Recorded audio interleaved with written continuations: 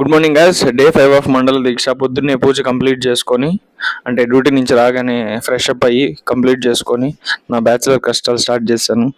Chapati aloo curry చేసుకుందామని. చపాతీకి I mean ఏదో start చేద్దామని ఏదో చేశాను. ఈ చపాతీ ఎంత బాగుందో చూసారు కదా, అట్లే ఉండండి. చూసారా ఎంత బాగా వచ్చిందో. ఇదే అండి బెంగళూరులో ఉండే బ్యాచిలర్ కష్టాలు. ఎలా వస్తుందో అని డౌట్గా స్టార్ట్ చేసి ఈరోజు ఆ మండల దీక్ష వీడియోస్ జస్ట్ ఒక హాబీ కోసం స్టార్ట్ చేసి ఈరోజు 5 దాకా వచ్చింది.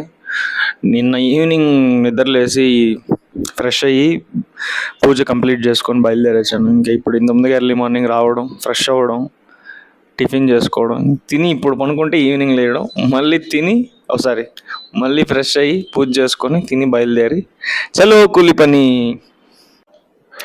నైట్ షిఫ్ట్ చూసుకొచ్చి ఎర్లీ మార్నింగ్ స్ట్రెస్ రిలీఫ్ అయ్యేలాగా పీస్ఫుల్గా వంట చేసుకొని ఆలూ కర్రీ, దేవుడికి పెట్టిన ప్రసాదం జాంకాయ ఉంటుంది, దాన్ని కట్ చేసుకున్న చపాతీలు.